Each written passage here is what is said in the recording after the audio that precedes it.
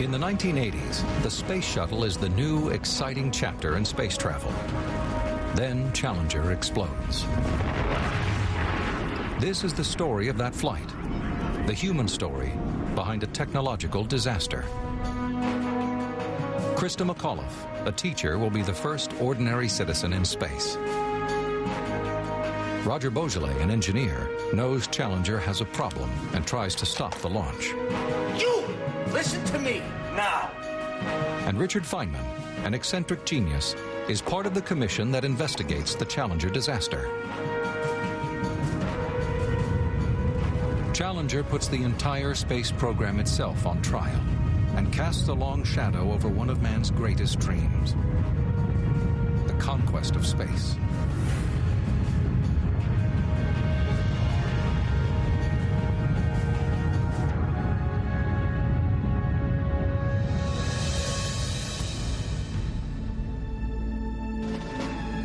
Kennedy Space Center. Space Shuttle Challenger prepares to launch into a cold winter sky. Minus 10, 9, 8, 7, 6. We have main engine start. 4, 3, 2, 1, and liftoff. Liftoff of the 25th Space Shuttle mission, and it has cleared the tower. Engine's throttling up. 3 engines now at 104%. Challenger, go at throttle up. Challenger, go at throttle up. 1 minute 15 seconds. Velocity 2,900 feet per second. 9 miles. Range distance 700 miles. Flight controllers here looking very carefully at the situation. Obviously a major malfunction.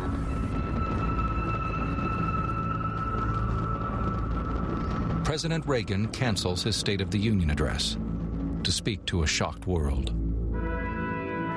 The crew of the Space Shuttle Challenger honored us for the manner in which they lived their lives. We will never forget them, nor the last time we saw them, this morning, as they prepared for their journey and waved goodbye, and slipped the surly bonds of Earth to touch the face of God.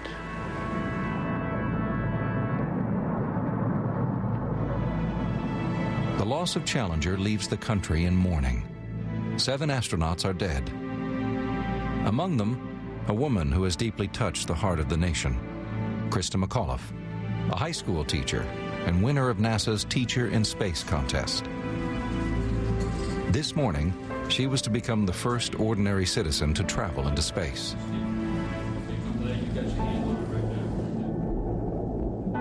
Her dream now lies shattered on the ocean floor.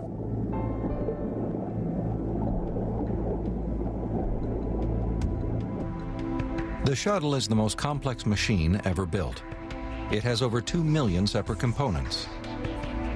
It is now essential to find out exactly which of its thousands of systems catastrophically failed.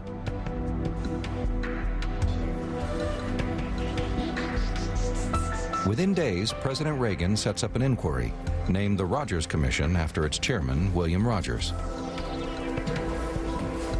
I would like to call the commission to order, please. 9 days after the disaster, they begin to call key witnesses. My name is Roger Beaujolais, and I'm in the structures section.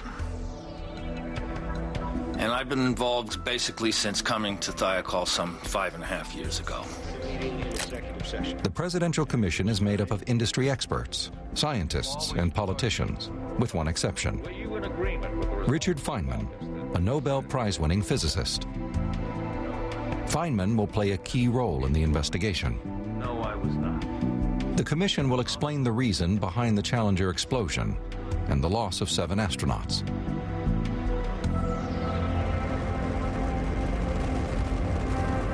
The story of the Challenger mission starts almost 2 years before launch in the town of Concord, New Hampshire.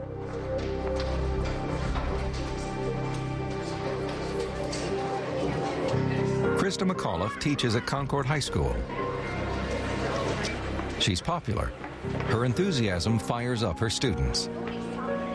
Like all the best teachers, Krista brings her subject to life. Krista's expertise is social history, and she's especially interested in the diaries of ordinary women in the 1800s who moved west with their families across America. She works these stories into her course called The American Woman. Now, history isn't just about politicians or generals or explorers. It's also about the wives who kept their families together while the men were off exploring. Everyone makes history, and we are going to be reading about and listening to the people who don't usually get written about. I'm going to be asking more of the... Krista is a child of the space race and has grown up with a new pioneering dream. When she was just 13, she witnessed John Glenn, the first American to orbit the Earth. She's been fascinated with space ever since.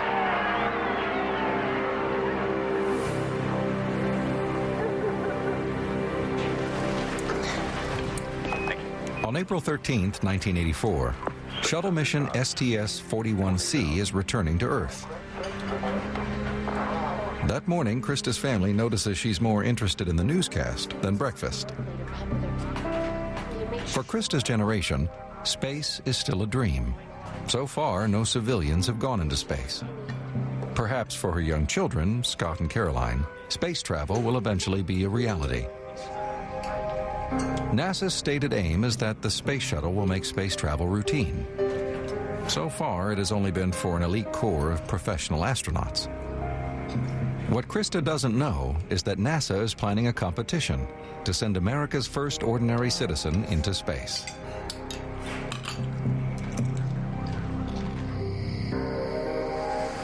The announcement comes 4 months later, when Krista and her husband Steve stop for some burgers on their way home. Here we go. Don't say I never buy you dinner. But why do they only ever serve finger foods at these formal things? Well, I won't drag you along next time. You can't turn out to that your wife. Well, I know you don't like these things. Well, you do the same for me. A radio announcement catches her attention. Today I'm directing NASA to begin a search in all of our elementary and secondary schools and to choose as the first citizen passenger in the history of our space program, one of America's finest, a teacher.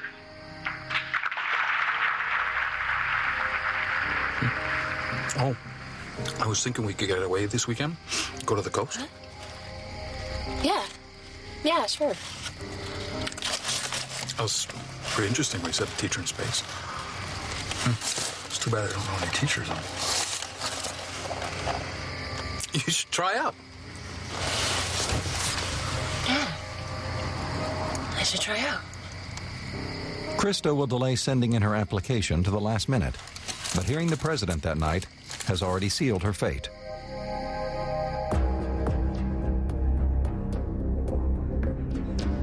The space shuttle program is in full swing. 1 year from now, NASA plans to launch Challenger. At the engineering plant of Morton Thiokol, a NASA contractor in Utah, Roger Beaujolais and his colleagues watch as Discovery mission STS-51C come safely back to Earth. The engineers that work on the shuttle know that it is not a perfect machine. Like any new technology, it has problems, from cracks in turbine blades to faulty heat exchangers. Good.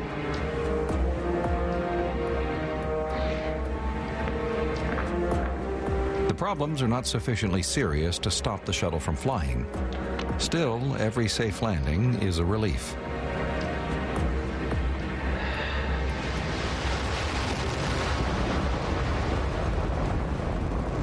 Morton Thiokol manufactures the solid rocket boosters for NASA. The rocket boosters are strapped to each side of the shuttle's main liquid fuel tank and provide the explosive force to lift the spacecraft off the ground. These huge rockets are made up of 4 motor segments fitted with solid fuel, designed to be reused after each launch. The joints between each segment have to withstand the vast forces produced during blastoff. Each segment is sealed against the next segment with 2 rubber seals, called O-rings. For the rocket boosters to work, the joints have to function perfectly. Part of Roger Beaujolais' job is to make sure they do. 3 days after mission STS-51C lands, Beaujolais starts his inspection of the joints on the returned rocket booster segments.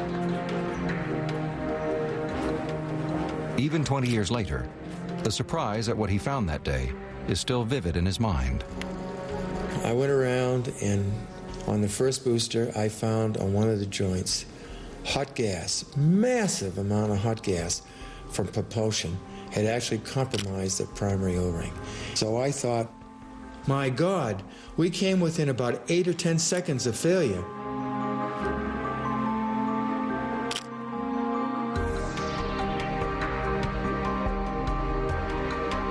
When the rocket booster sections are slotted together, the joint is sealed by 2 O-rings.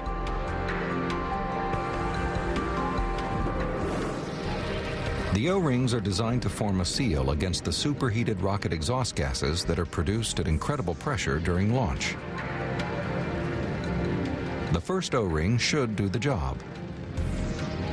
The second O-ring is a safety backup.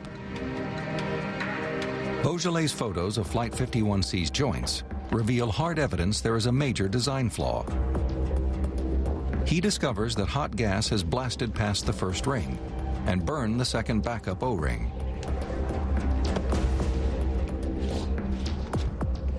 I instantly, in my mind, thought, oh, this has to be caused by the cold weather that preceded this launch. Beaujolais immediately hones in on the one thing that made Flight 51C different: the temperature. Post-flight analysis showed the O-rings were 53 degrees Fahrenheit, unusually cold for a launch. The O-rings are supposed to be flexible. On launch, they squeeze and stretch to seal the gap. But on Flight 51C, the dual O-ring system malfunctioned. The primary seal did not work, and hot gas escaped. Luckily, the second O-ring caught the leak. If it hadn't, the result might have been far more dangerous. The next day, Beaujolais reports his findings to NASA. Together, NASA and Morton Thiokol conclude that the condition is not desirable but acceptable. Shuttle launches continue. But Beaujolais and his colleagues run further tests. The results are shocking.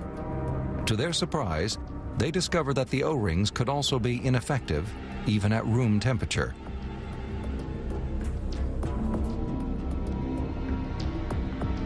Beaujolais takes his findings to his boss. When we went to our manager, who was my boss, and told him about this, he said this material was too sensitive to release to anybody, so he kept it secret. Do you have any idea?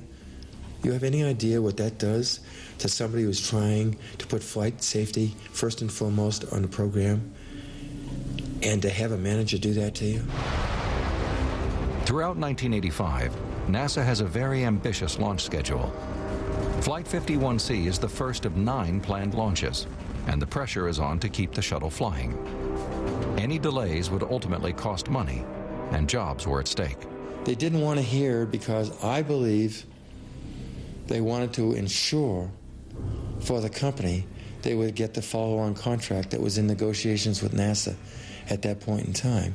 That contract was worth over $1 billion. As the weeks pass, Beaujolais' frustration at the lack of action continues to eat away at him.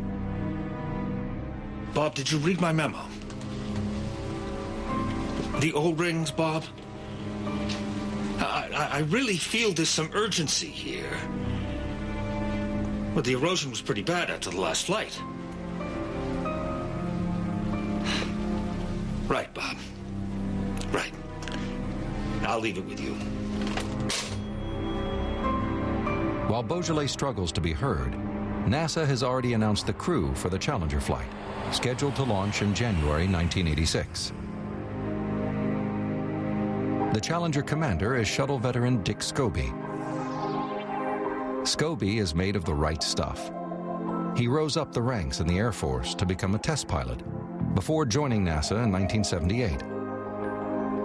He is a career astronaut and first flew the shuttle in 1984. The Challenger mission will be his first time as commander. His widow June remembers his excitement. Dick came home with such joy to say, they've announced the crew for Flight 51L, and I'm named the commander. It was a big celebration. I think we opened a bottle of champagne that night and celebrated. Only professional astronauts like Scobie have flown on board the shuttle. But by mid-1985, NASA is confident enough in the shuttle's safety to allow non-specialists into space. Senator Jake Garn, chair of the committee that funds NASA, and Sultan Salman, a Saudi prince, are scheduled to fly in April and June this year. NASA's message is clear. The shuttle is safe. In the future, spaceflight will be for everyone. Well, I think everyone was eager for space flight to be more accessible for people. And they were probably too eager to make that happen.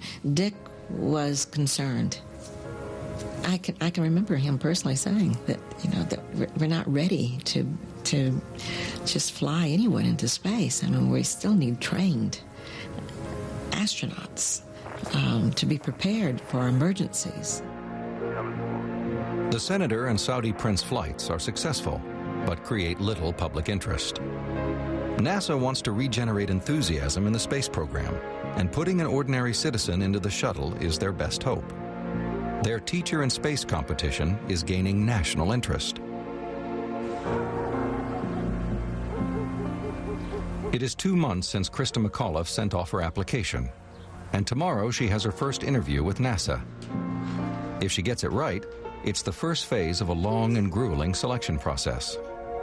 If she gets it wrong, she loses a once-in-a-lifetime opportunity to fly into space. With help from her husband Steve, she rehearses by taping her presentation.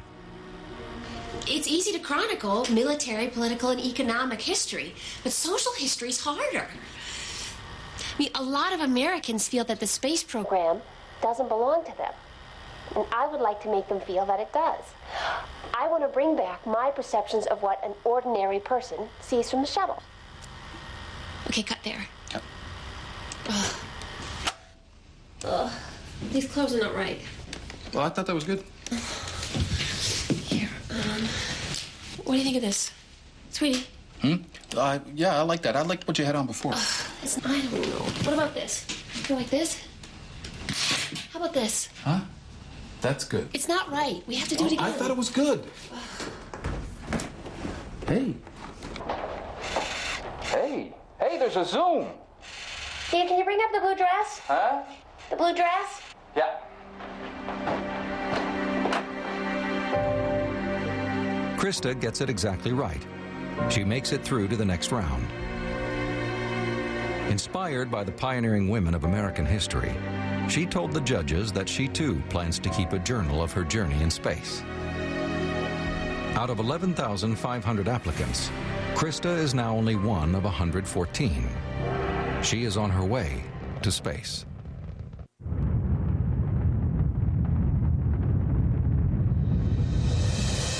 The shuttle is the most complex machine ever built, but even NASA admits its design was compromised.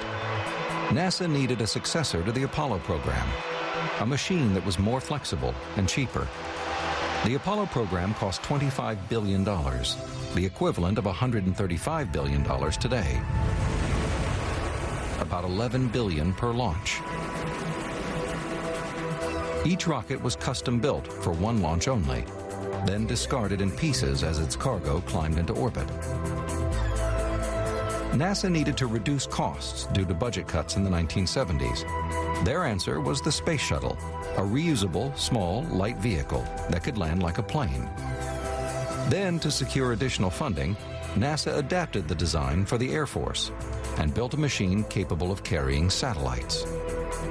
This meant a larger payload bay, larger wings, and a heavier craft. When it first launched in 1981, the shuttle was a technological marvel. But the final design was no longer the vehicle NASA originally wanted, nor was it as safe as they had originally planned.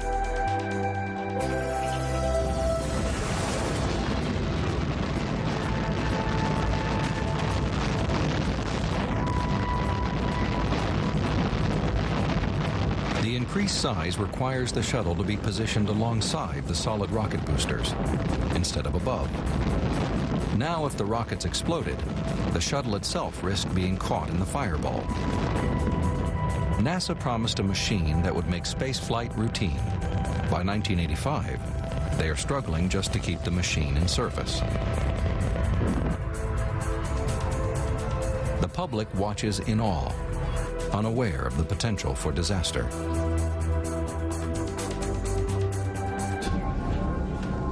In the aftermath of the Challenger explosion, a presidential commission is set up to find out exactly what went wrong. Its chairman is William Rogers, Secretary of State under Richard Nixon. The Rogers Commission has a dazzling array of members: scientists, politicians, astronauts, and military officers. The commission also picks one of the most brilliant minds in America, someone with no connections to the space industry, who can bring a different perspective. Richard Feynman. Different aspects of nature are really different aspects of the same thing. That all the phenomena that you see, the great variety of different things, can all be explained, perhaps, as different aspects of some underlying business or some underlying laws or some underlying simplicity. Richard Feynman was involved in the development of the atom bomb and won the Nobel Prize for Physics. He's known as a free thinker, an intellectual maverick, a genius with a sharp sense of humor and a love of bongo drums. He's also undergoing treatment for cancer.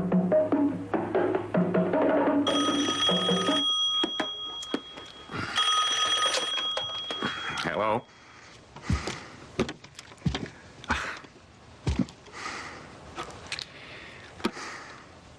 Now, I've told you, Bill, I've spent a lifetime avoiding Washington, so right now my answer would have to be no thanks.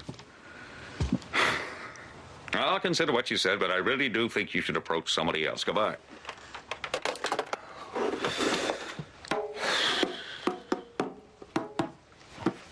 There you go. What was that? Do you remember an old student of mine, Bill Graham? No.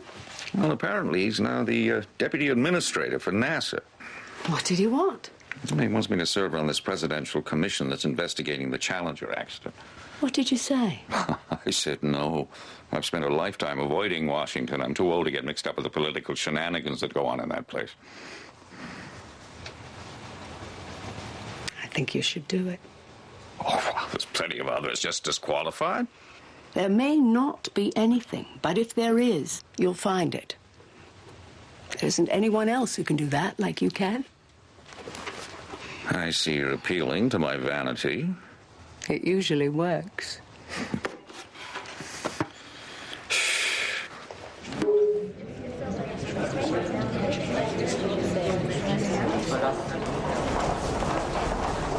Any idea what caused the accident, Professor? Oh, there are all sorts of ideas flying around. I wouldn't like to speculate. What do you think you can bring to this inquiry? Well, in science, sometimes you get a better understanding of a problem by looking at it from a different angle. Maybe that's what I bring, a different angle. Ed, what do you say to those people who are convinced that this commission will be a cover-up? Listen, I was talking to a bunch of rocket engineers the other day, and they were discussing a certain problem.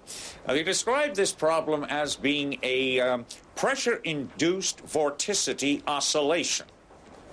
I said, do you mean a whistle? They said, yeah, a whistle. It's not the cover-up we have to fear. It's the truth obscured by arcane language. Maybe that's where I bring an edge. I'm not bamboozled by the language of science.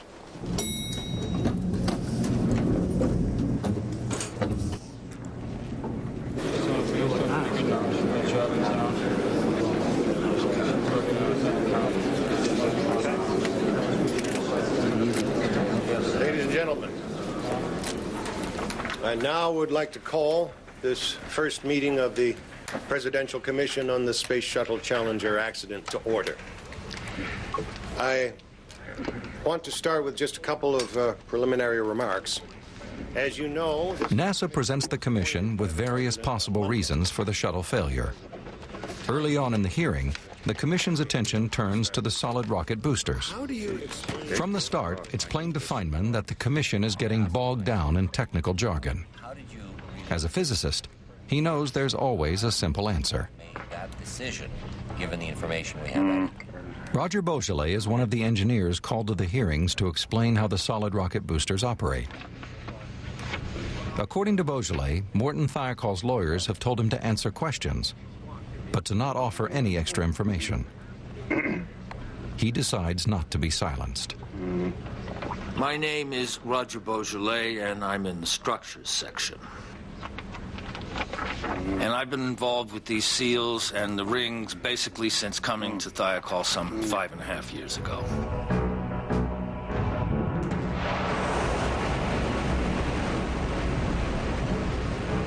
NASA and Morton Thiokol already suspect that the solid rocket boosters are somehow to blame.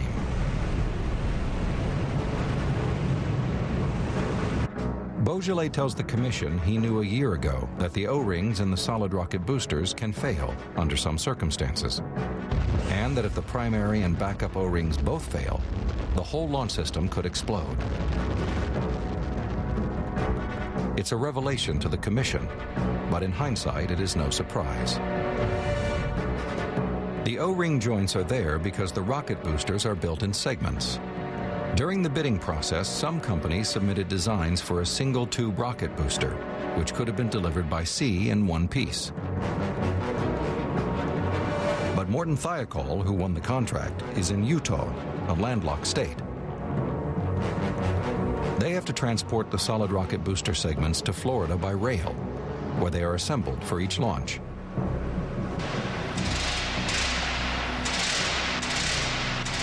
Making the rocket booster in segments creates its weakest link.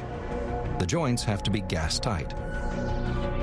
If any of the seals leak, superheated rocket exhaust will escape, potentially causing a catastrophic explosion.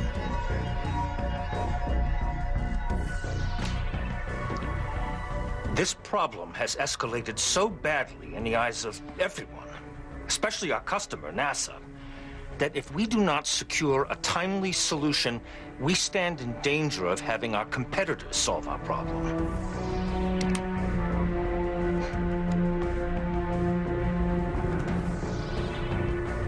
Throughout the spring of 1985, Beaujolais struggles to get Morton Thiokol management to take his O-ring seal concerns seriously.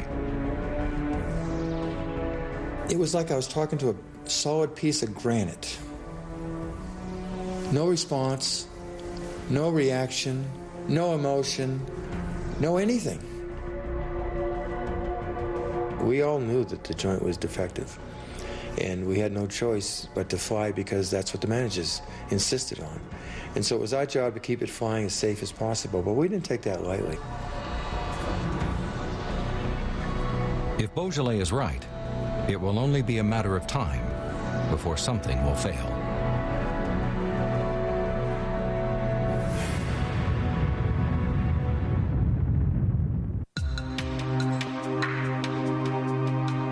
Each shuttle is engineered with a precision that pushes the limits of the possible. More than 700 components on the shuttle are designated Criticality 1, which means if one of these components fails, the shuttle and crew could possibly be destroyed.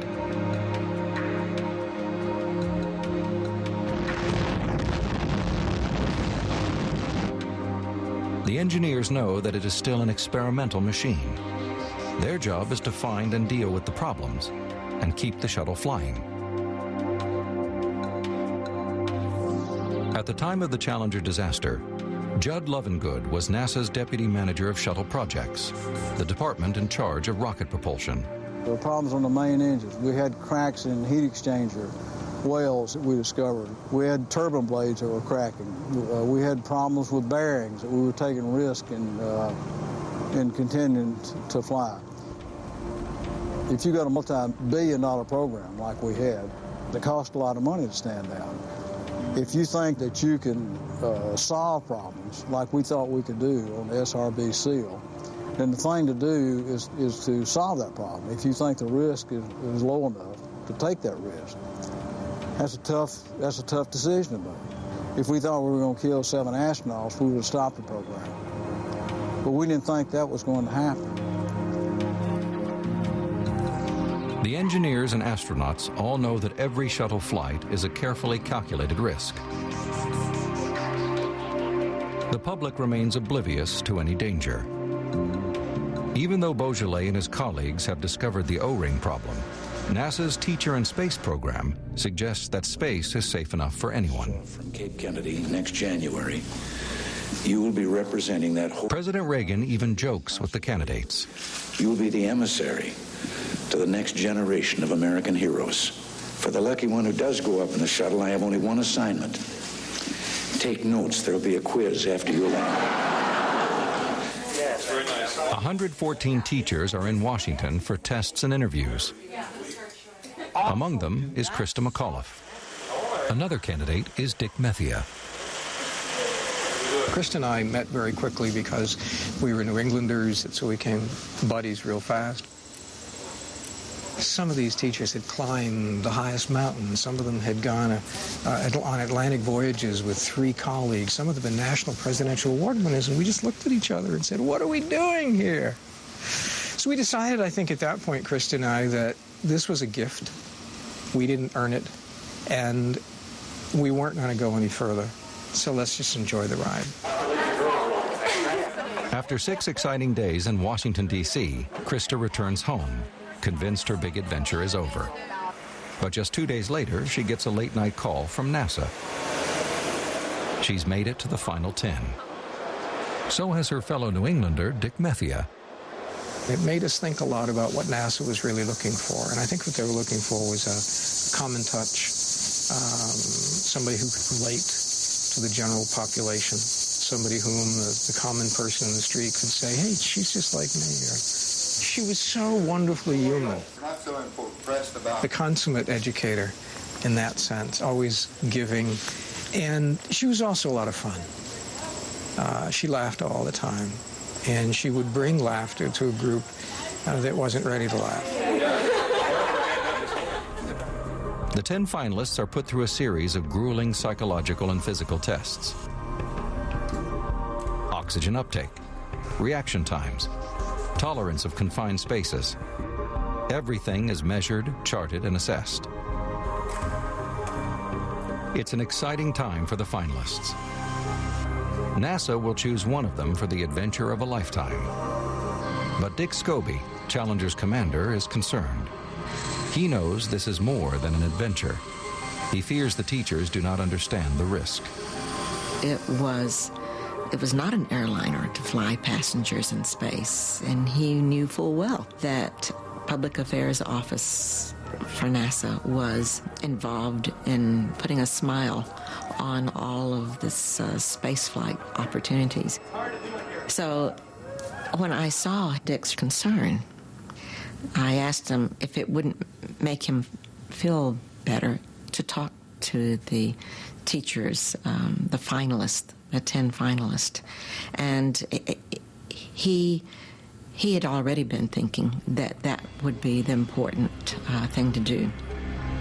The real dangers of spaceflight hit home when Commander Scobie gives a talk to the final 10 candidates. He came in wearing his workaday flight outfit, and he regaled us with wonderful stories about what life was like in microgravity. And then there was a pause, and he said, but remember that when you're strapped into the crew cabin, you're sitting on a ton of fireworks. And the conversation got very silent at that point, and he didn't have to go any further. We knew what he was talking about because it was that fact that each of us had shared along the way with the people we loved most. And it was a thing that frightened them most. Scobie tells them the stark truth, that space travel is dangerous.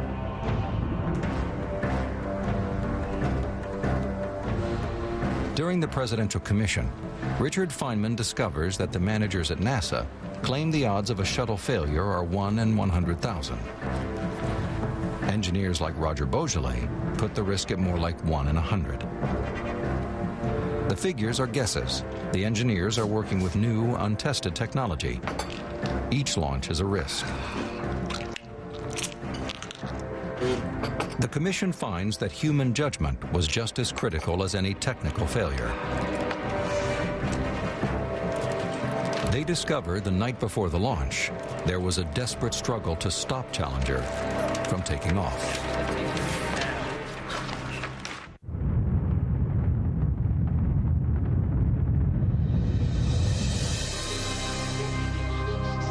Despite the O-ring damage on Flight 51C, NASA continues its launches. As the summer progresses, Roger Beaujolais is still trying to have his concerns taken seriously. Then he discovers the primary O-ring has failed on another shuttle flight, this time mission STS-51B. The CO problem can now no longer be ignored. Beaujolais requests a task force to investigate how to fix the problem. His memos become increasingly desperate and aggressive in tone. Subject SRM erosion. Possible failure criticality. Now, this letter is written to ensure that management is fully aware of the seriousness of the current O-ring erosion problem. It is my honest and very real fear that if we do not designate a team to solve the problem, with the field joint having the highest priority, that we stand in jeopardy of losing a flight.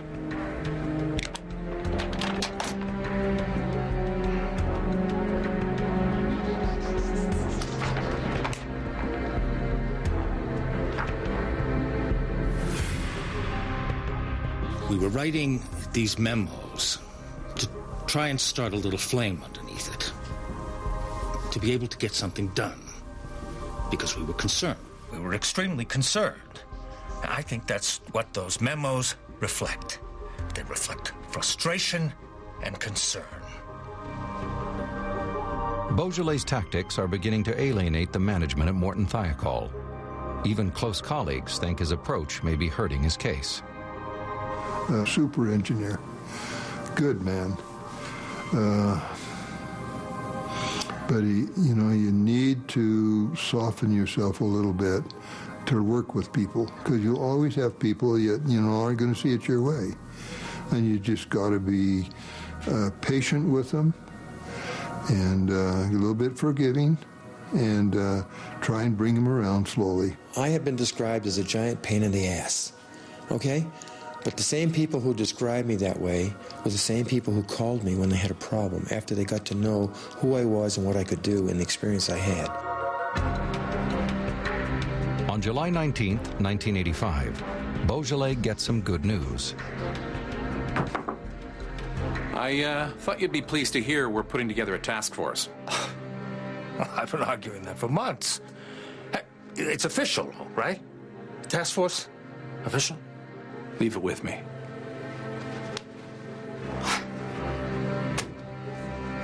Finally, he believes he can do something about the O-rings. And we were thrilled and working our tails off because we finally got a chance to do what we've been trying to get done now for, 5.5 years. For the 10 finalists, all the testing, training, and dreaming was over. It all came... On the same day that Beaujolais gets his task force, Krista McAuliffe is in Washington, D.C. to publicly receive her own good news. By unanimous vote, she is the teacher in space.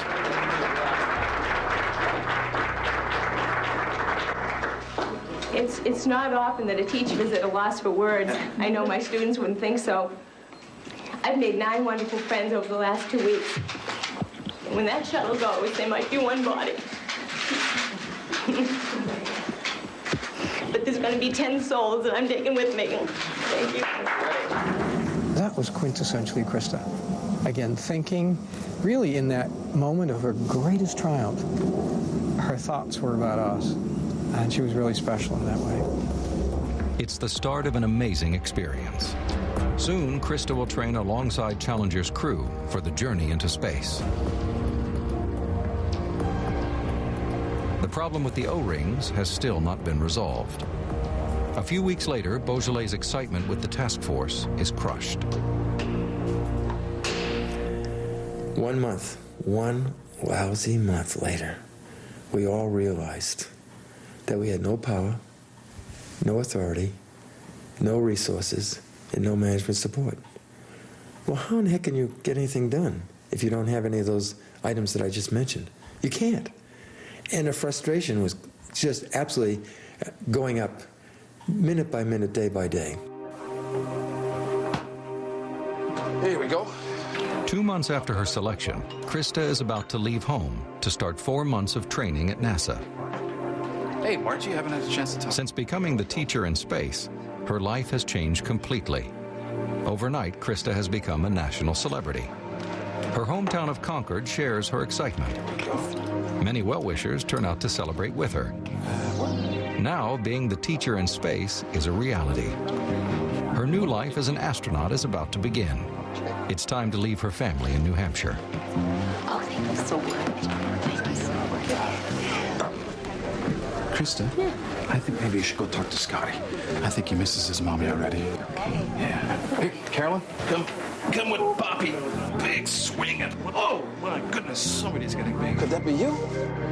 Hmm? Oh.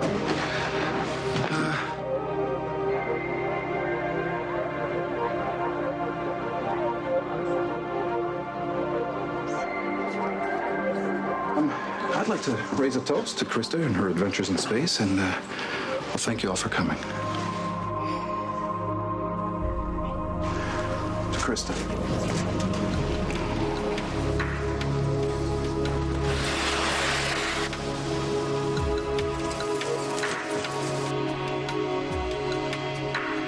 Challenger's crew consists of Dick Scobie, Krista McAuliffe, pilot Michael Smith, and mission specialists Ellison Onizuka, Judith Resnick, Ronald McNair, and payload specialist Greg Jarvis.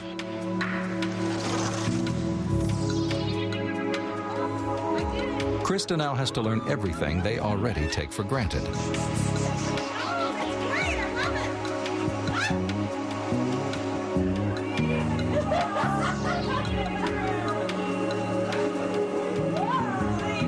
Despite missing her family, she enjoys every minute of her training.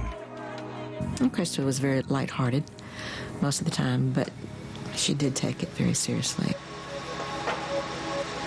And at one point, she asked me if I thought space flight was safe.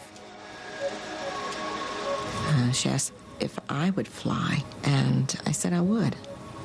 I said, yes, I think it's safe, if it's safe enough for my husband, and it will be safe for you. But I've regretted those words many times since then.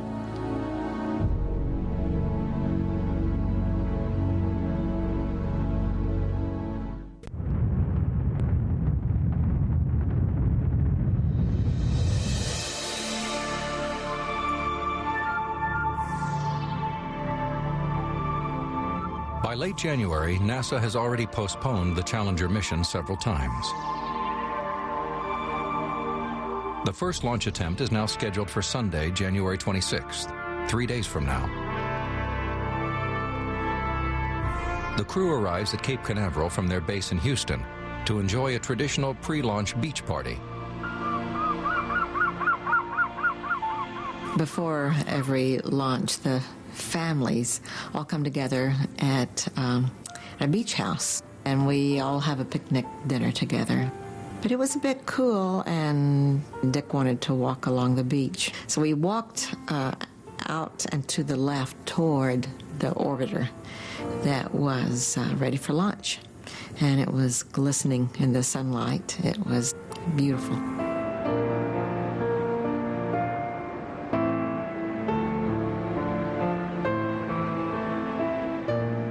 We splashed in the water like kids and came on back to the beach house to the others. And the mood changed from those last wonderful hour together.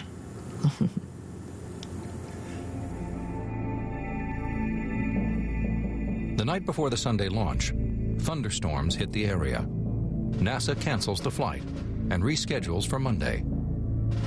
By now, Krista is beginning to feel the strain. Raindrops keep falling on my head. On Sunday evening, both she and Greg Jarvis are having trouble sleeping. Turning They find 2 bikes and kill some time. Yeah. Greg Jarvis is an aerospace engineer with Hughes Aircraft and Space. Nothing's worrying. They are both rookies. Had the weather not turned bad, they would already be in space.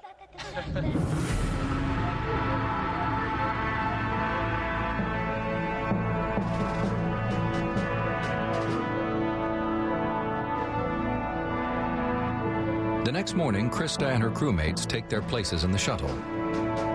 Now there is a new problem with the external handle used to lock the access hatch. Countdown is halted while engineers assess the situation. The handle is jammed. We got a problem on removing one of the screws on the milk stool. It appears it might have to be drilled out. After 2.5 hours, the technical crew have to use a hacksaw to cut away the handle. They are ready to go, but they have lost precious time. The wind is now too strong. At 12:36 p.m. Eastern Standard Time, NASA scrubs the launch. The news reporters were blasting NASA for not being able to get a flight off on schedule, to launch a flight. And even though the crew wasn't responsible for launch dates and times, they took the negative comments very personal. They had a lot of pride in their mission, and they wanted it to be successful.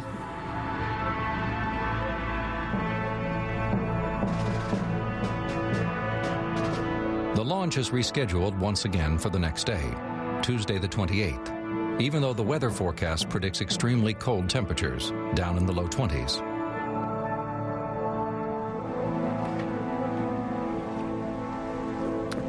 I first heard about the cold temperatures prior to the launch at 1 o'clock on the day before the launch. And from past experience, it just concerned me terribly. And so we began to question the feasibility of launching at such a low temperature. And we spent the rest of the day raising these questions. And the O-ring was your concern? Yes.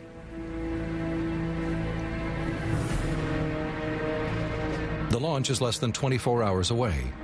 NASA can cancel the mission at any time if the engineers think it is too dangerous. The temperature the next day is predicted to be more than 10 below freezing. A shuttle has never launched in temperatures so low before. A decision to fly or not has to be made. With just hours to go, Roger Beaujolais is part of a desperate attempt to try and stop the launch.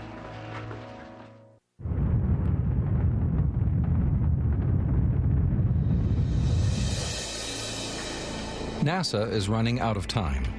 Tomorrow they need to launch by 12:38 p.m. at the latest in order to reach the correct orbit.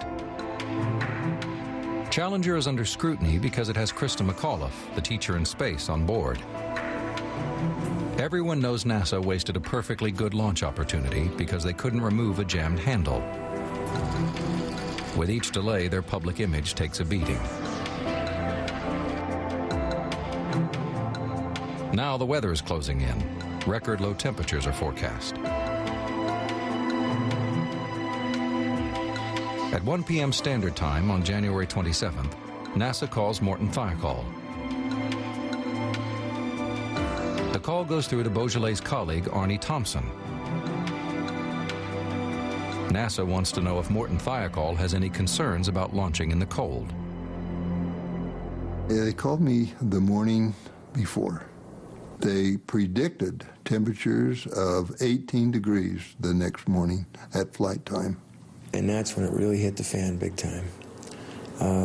We rushed into a meeting, and 4 or 5 of us decided that we're going to make an attempt to stop the launch.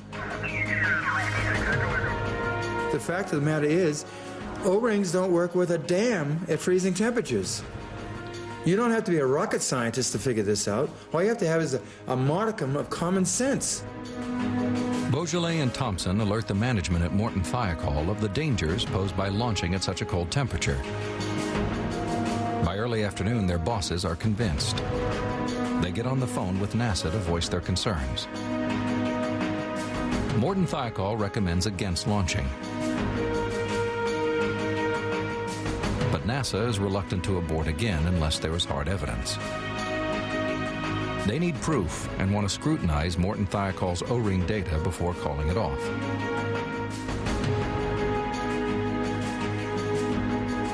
A conference call between Morton Thiokol and NASA is planned for 8:15 p.m. Eastern Standard Time.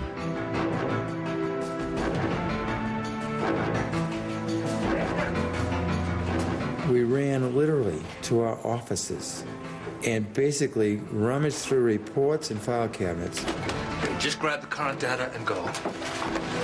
We had 45 lousy minutes to prepare for the most important technical meeting of our careers. Wrap it up. Let's go.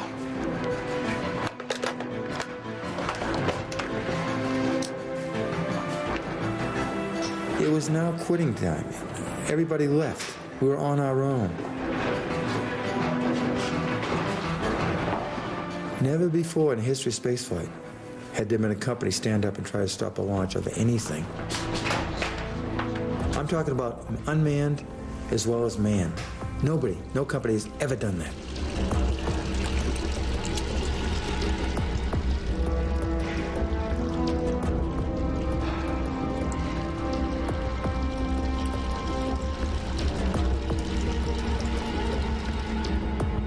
This is the moment Beaujolais has been waiting for. Finally, after a year of memos and calls, he has a chance to be heard.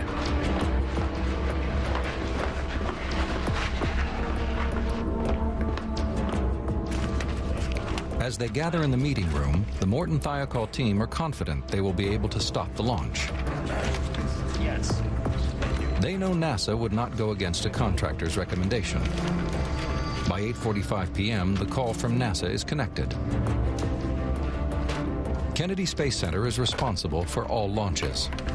Larry Malloy is NASA's manager of the Solid Rocket Booster Project. The Marshall Space Flight Center in Alabama is responsible for all rocket and engine systems. Leading the team is Deputy Director of Science and Engineering, George Hardy.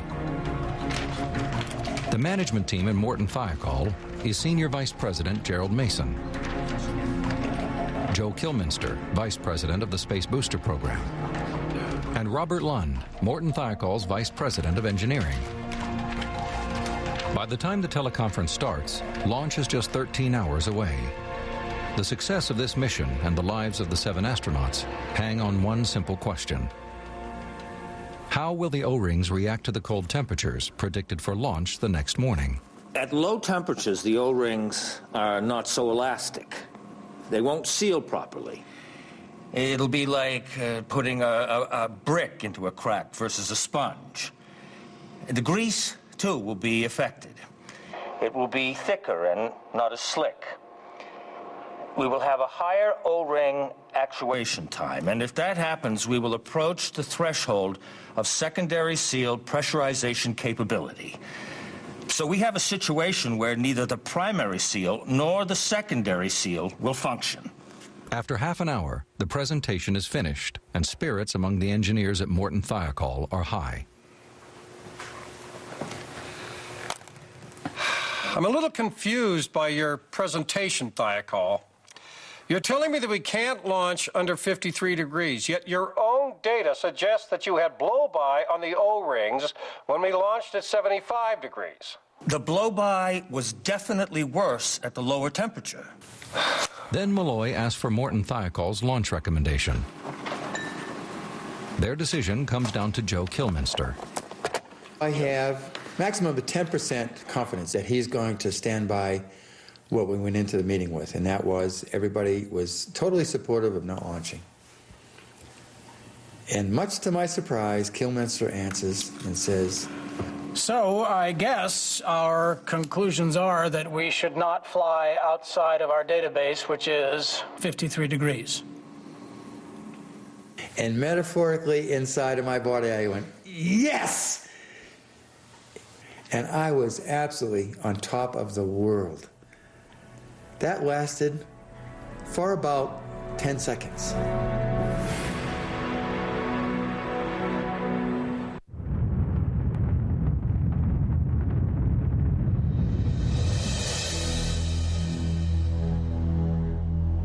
The engineers at Morton Thiokol are confident NASA will stop the Challenger launch.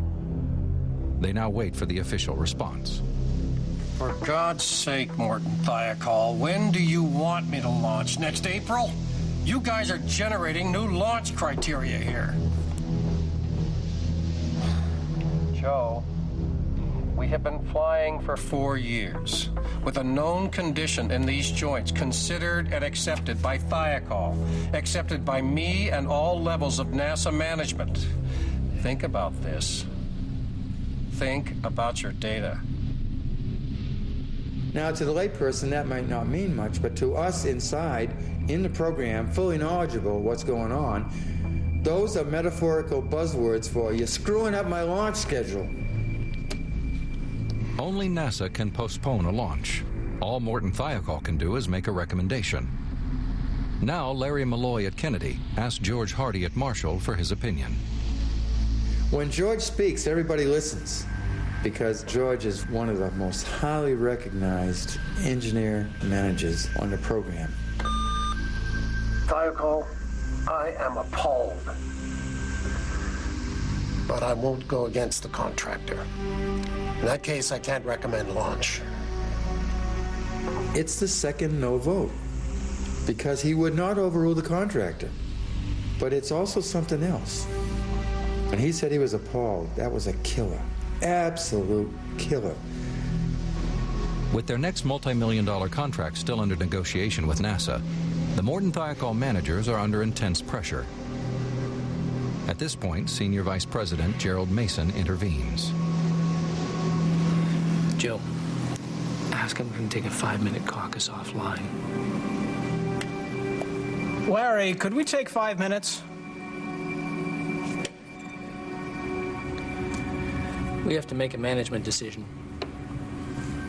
Let's look over the data again and consider Larry Malloy's points. If we launch at the predicted temperatures, we are out of our experience base. Even if we take 40 degrees as the temperature floor, we are still way out of our database. In launching at these low temperatures, we are moving away from goodness. We're covering the same ground again. We're just spinning our wheels. To the engineers' dismay, the managers ignore them and hold a private conversation. The 5 minutes soon stretches into half an hour. It's clear the managers are changing their minds. Thompson makes a last-ditch effort to stop the launch. And during this so-called private meeting, while we're offline, I could hear and see the way it was going. And I did something I probably would never do again even. I picked up all my charts and went up to the middle of the table because there was a vacant chair there, and I went through the whole thing, or, as much as I felt I had time, and the resiliency data and some of the other things they're associated with it, and my worried about flying even at room temperature. Finally, I looked up at Jerry's face, and that was pretty grim. I just went back to my desk, resolved that, it's going to fly, and nothing I could do about it.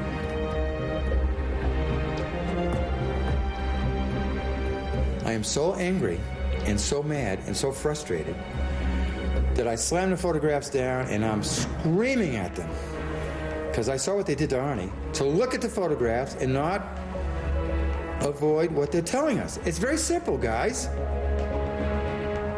The lower the temperature, the more hot gas gets past the joint, as you see in this photograph of the January 1985 flight. I got the same identical treatment as Arnie got.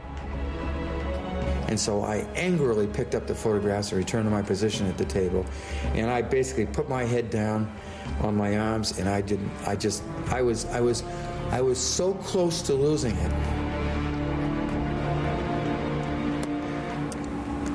Let's take a vote. Do we recommend a launch? Joe? Every stinking piece of data we had, 14 charts, one of which was the title page, pointed to a reason not to launch. You can't launch with this data. It's impossible.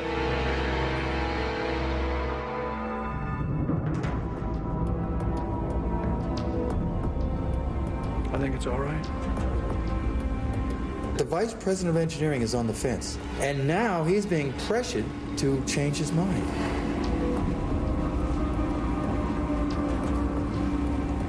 Bob, you have to take off your engineering hat and put on your management hat.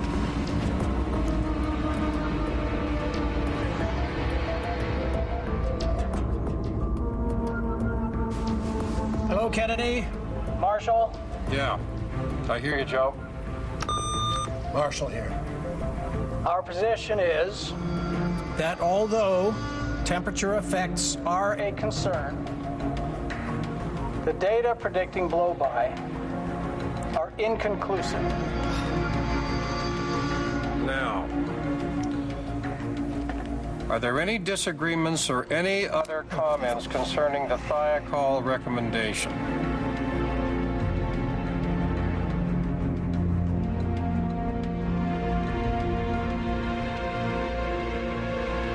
The pressure is intense.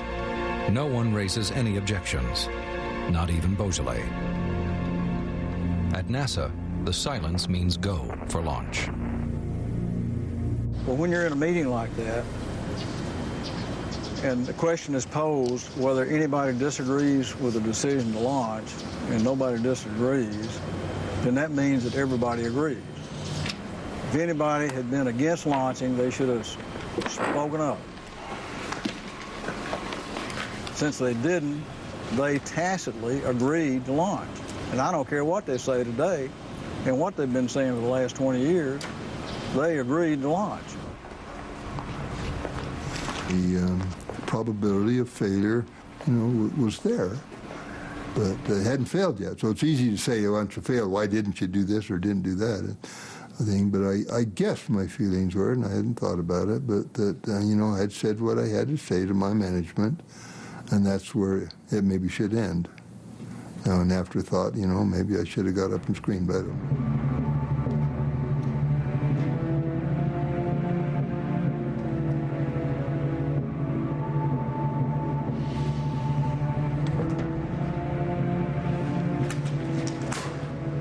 They had 6 months to prepare, and they didn't, and they tried to do it in an hour. And I'd really regret the decision being made. But given the data that we had and what we knew, I think we made the right engineering decision.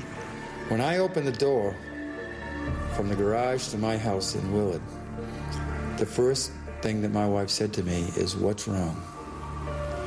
I said, "Oh, nothing, honey." I said, "I had a great day."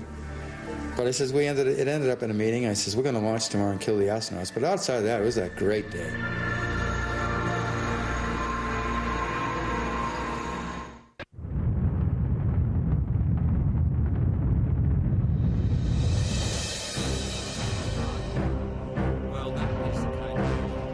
As the Presidential Commission progresses, Richard Feynman is shocked to discover that NASA knew about problems with the O-ring seals. They learn their performance in the cold is a major concern.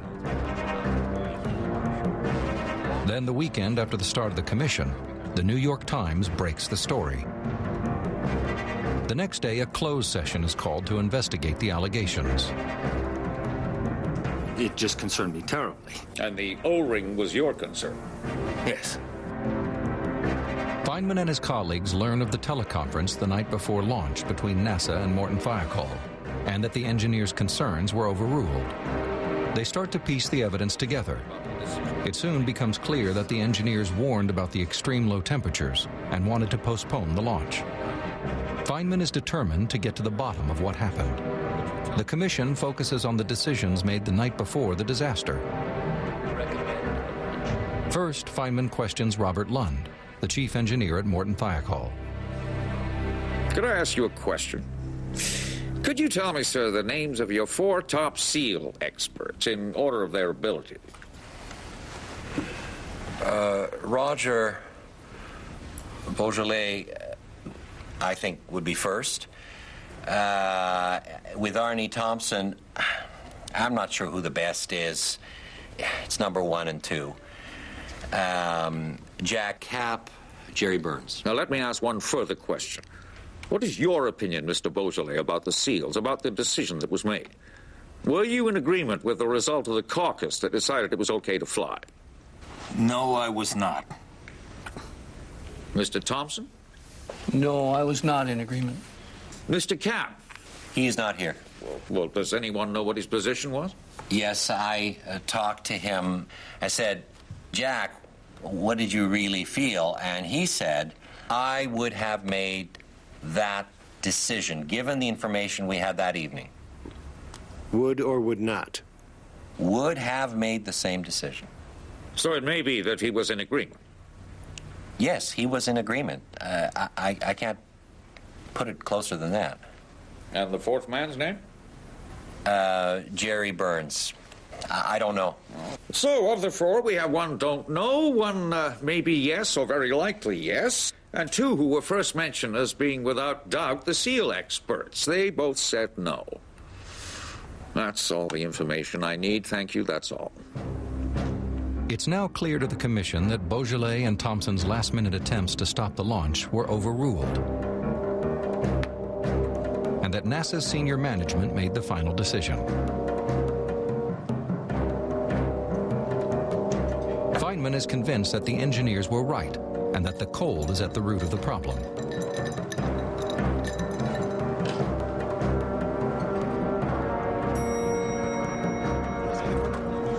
Following the New York Times revelations, the Commission is big news. Professor, can I have a minute? Well, I really have to go. It is February 11th, 1986, 2 weeks after the Challenger explosion.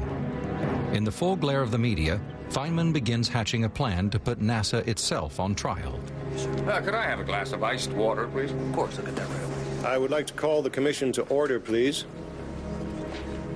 Morden Thiokol provides segments of the rubber O-ring for the commissioners to inspect. Our request that we were able to discuss. It is NASA's manager of the solid rocket booster projects, Larry Malloy's turn to testify. With officials from NASA. You have a look in your eye that suggests to me you're up to something. Oh, I have a little experiment in mind. With the media watching closely, the Nobel Prize winner is about to use a high school experiment to demonstrate the fatal design flaw. This rubber thing that is put in, the so-called O-ring, that is supposed to expand to make contact with the metal underneath so that it makes a seal. Is that the idea? Yes, sir. And if it weren't there, if it weren't in contact at all and there was no seal at all, that would be a leak. Yes, you will always push the putty through because the motor pressure is 900 psi nominally and 1,000 psi at max. And that putty will sustain about 200 psi. Well, now, we couldn't put instead of this some sort of material like lead that when you squash it, it stays? It has to be that it expands back because there is a little bit of play in this joint and it has to be able to come back. I mean, it's a rubber material so that it comes back when you move a little and it stays in contact. Is that right? Yes, sir. This seal, in order to work correctly, it must be rubber, not something like lead. Yes, sir. Because when the seal moves a little bit, when there is vibration and pressures, it would lift the lead away, which the rubber expands in place? Yes, sir. So it's important that it have this property of expansion. That is correct. If this material weren't resilient for, say, a second or two, that would be enough to be a very dangerous situation. Yes, sir. I took this stuff that I got out of your seal and I put it in ice water. And I discovered that when you put some pressure on it for a while and then undo it, it doesn't stretch back. It stays the same dimension. In other words, for a few seconds at least, there is no resilience in this particular material when it's at a temperature of 32 degrees. I believe that has some significance for our problems. It is a memorable moment. Feynman's simple experiment has made the technical problem easy for everyone to understand. But what is not easy to comprehend is why NASA allowed Challenger to launch. They knew the danger, took a calculated risk, and lost.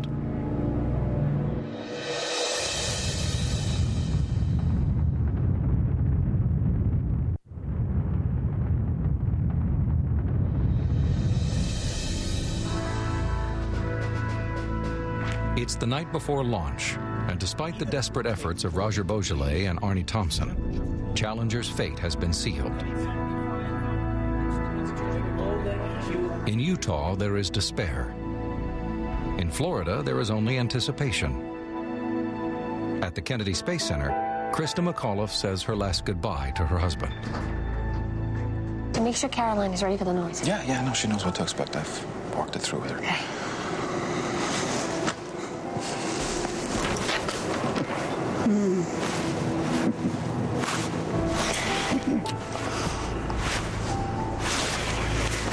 It's the third time I said goodbye. Yeah, no, it's getting cold. Go inside.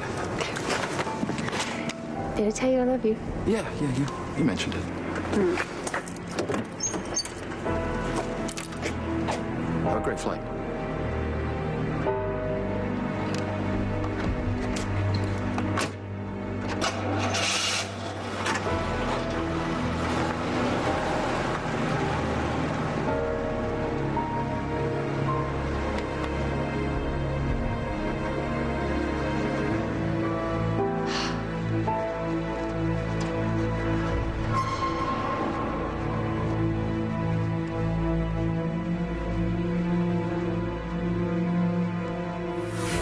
On the launch pad, the temperature is dropping fast.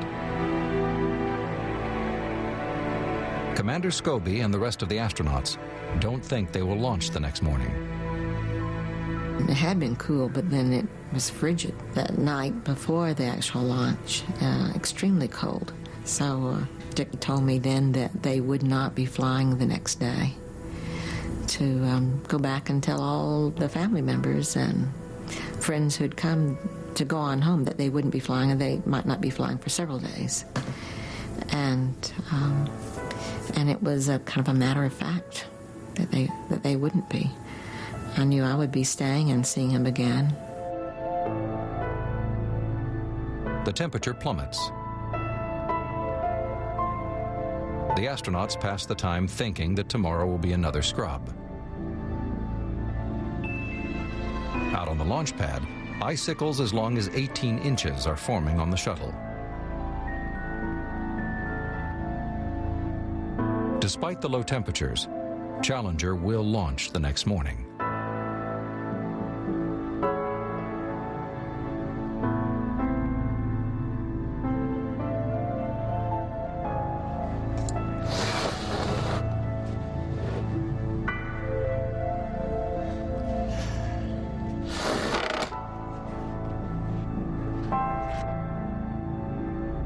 The temperature is 24 degrees.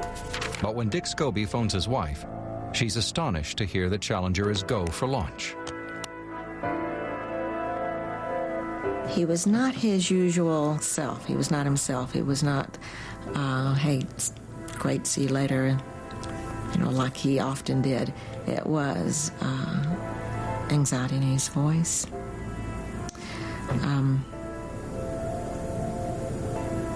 And so long, babe, I'll see you in a week. Those were his last words to me.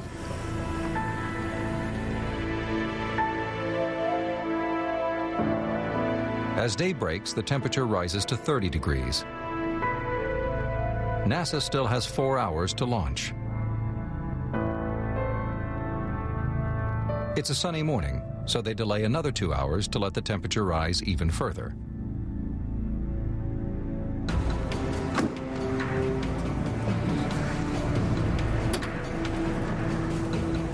Will Mommy's spaceship make a lot of noise? I know. Just put your hands over your ears like this. See? You can't hear anything now, right? What's she doing? Let's go. Flight crew now. Commander Dick Scobie, followed by Mission Specialist Steve Resnick, Ron McNair, pilot Mike Mike Smith, followed by Krista McAuliffe, teacher in space. Ellison Onizuka, and payload specialist Greg Jarvis. Big smiles today.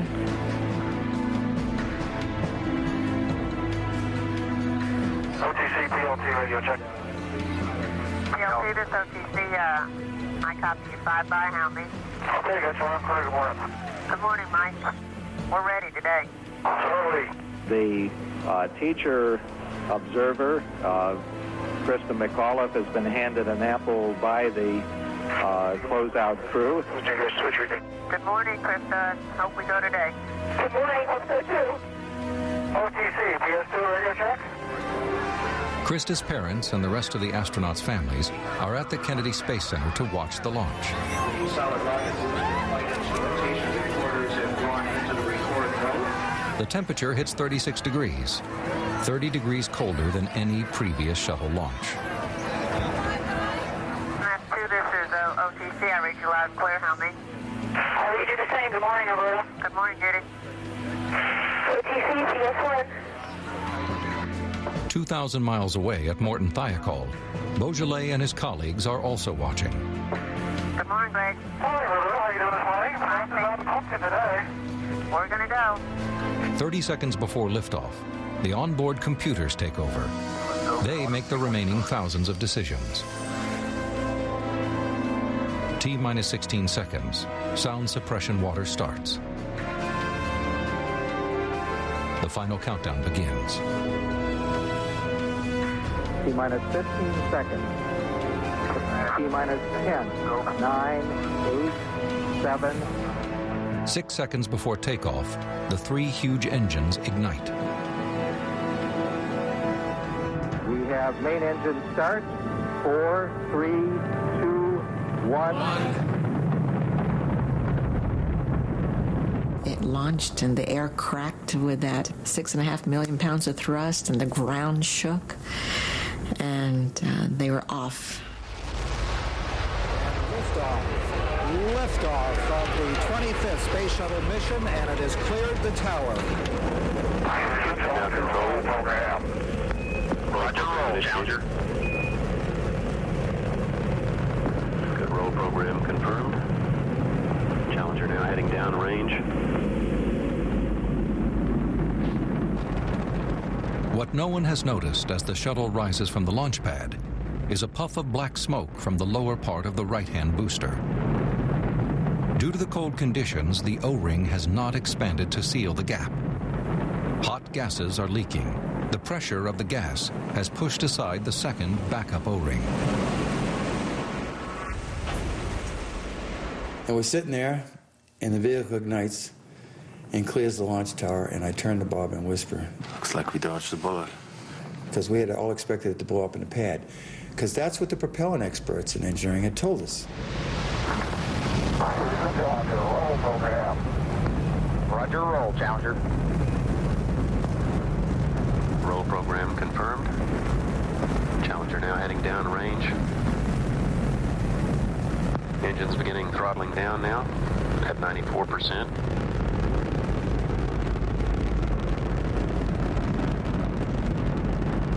Intense hot gases within the right-hand booster begin to blow by the damaged first O-ring.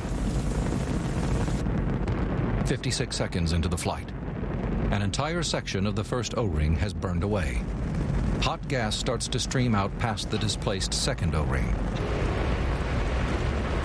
Cameras on the ground show a plume of fire from the booster. The flame is eating away at the wall of the booster, burning a bigger and bigger hole. 61 seconds. The flame is now in contact with the bottom of the external fuel tank, which contains flammable liquid hydrogen. 3 engines running normally, 3 good fuel cells. 64 seconds. The flame burns a small hole in the tank. As the hydrogen begins to burn, the plume changes shape. No one on the ground is aware of what is happening. 70 seconds. The flame burns through into the hydrogen tank. Pressure in the tank drops. Engines throttling up, 3 engines now at 104%. Challenger, go at throttle up. At 72.3 seconds, the flame burns through the support that attaches the right-hand booster to the base of the external tank. The booster starts to swivel. The lower end swings outwards. At 72.5 seconds, the nozzle at the base of the right-hand booster swivels sharply to counteract the swinging motion. A violent shudder goes through Challenger. 72.6 seconds. Hydrogen is now pouring out of the bottom of the tank, where the strut has burned through. 72.9 seconds. The instruments go haywire. They are rapidly running out of fuel. At 73.1 seconds, the bottom of the hydrogen tank falls away. The force of the erupting gas pushes the tank up into the base of the oxygen tank. The nose of the swiveling booster hits the top of the external tank, ripping it open. There is a sudden brilliant flash as the oxygen and hydrogen mix. 73.5 seconds.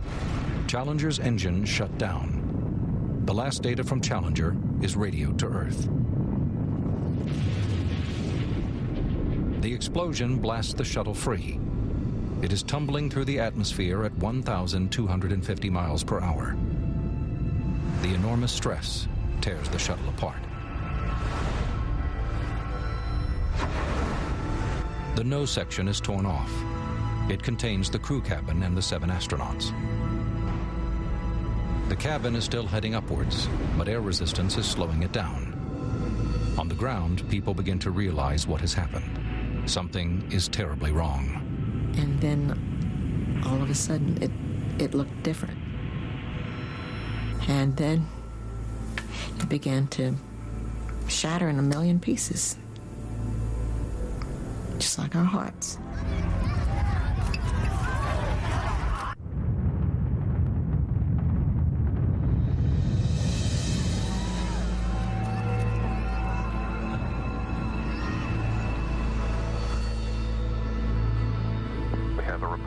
Flight dynamics officer that the vehicle has exploded. Flight director confirms that. We are looking at checking. All of the families, we all looked to each other with what has happened. They all looked to me. Steve in particular, I remember his eyes. He was in shock as well. We were numb. There were no words.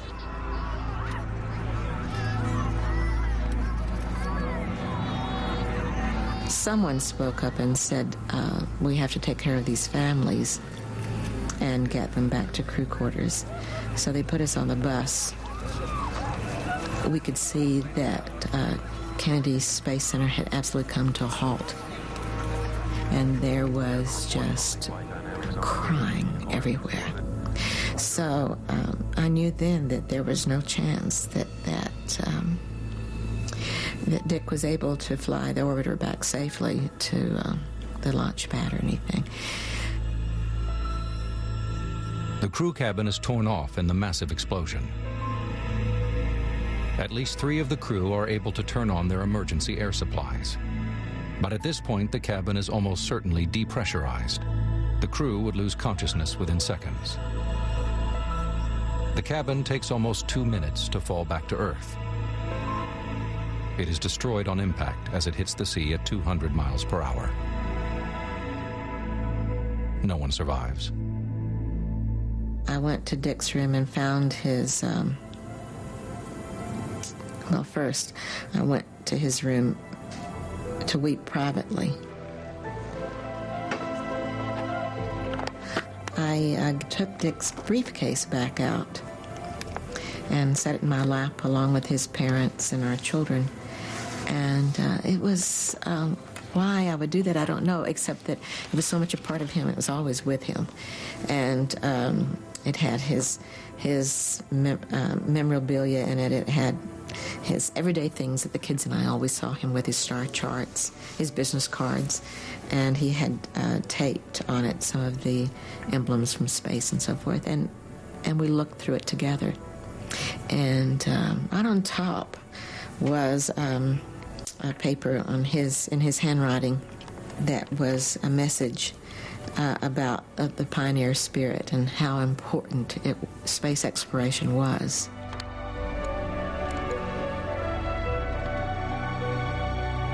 We have whole planets to explore.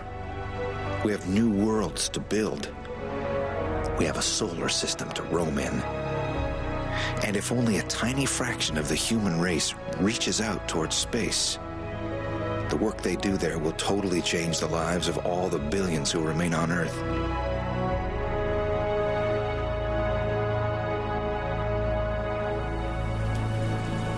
Three days later, President Reagan leads the country in mourning. We come together today to mourn the loss of 7 brave Americans.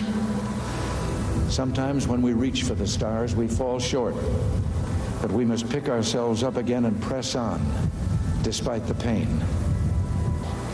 The best we can do is remember our 7 astronauts, our Challenger 7. Remember them as they lived, bringing life and love and joy to those who knew them, and pride to a nation. We bid you goodbye. We will never forget you.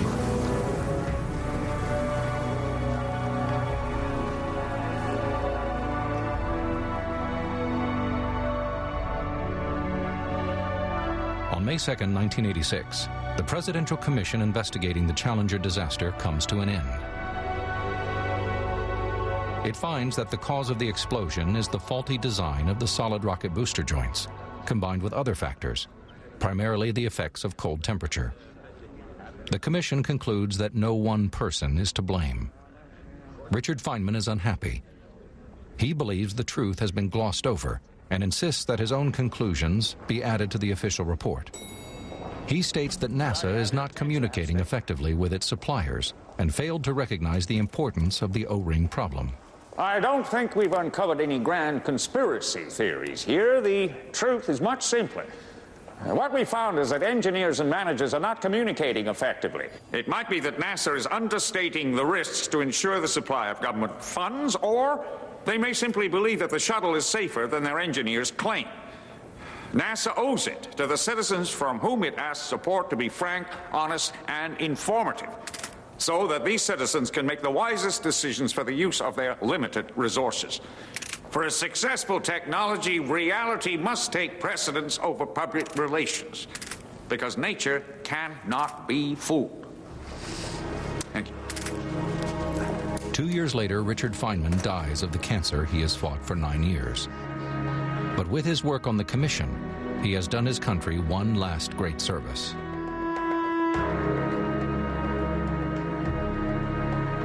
No one at NASA is held accountable for the disaster. By the end of 1986, both Larry Malloy and George Hardy retire from the space agency. Robert Lund, vice president of engineering at Morton Thiokol, stays with the company in a new, more senior role.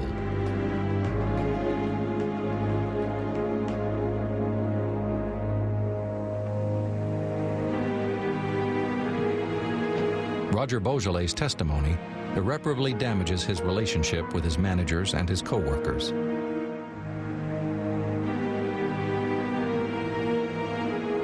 He leaves Morton Thiokol just a few months after the commission hearings. He never returns. I did nothing wrong. I did everything right along with my colleagues. And we paid a horrific price. And that's unfair. And I would do it again in a heartbeat.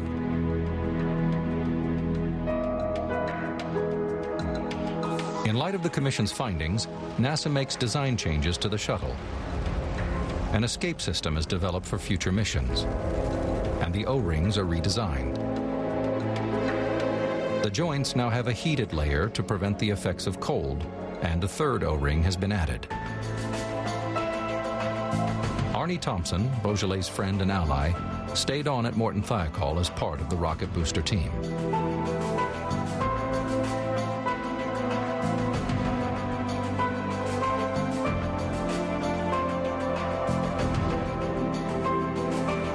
Krista always planned to use her fame to make education a national issue. And her dream lives on today.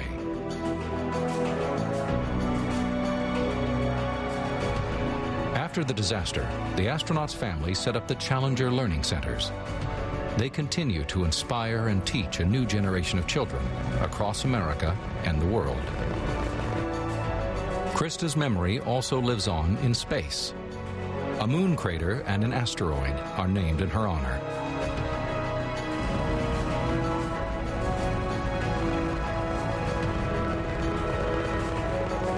The Challenger disaster almost shattered the dream of space exploration. Manned spaceflight is still a new science, and the shuttle has always been an experimental spacecraft. But every success and failure increases our knowledge and expertise. In 1963, President Kennedy announced that America would put a man on the moon. He said it was worth pursuing not because it is easy, but because it is hard. Despite tragedies like Challenger, that dream is still alive.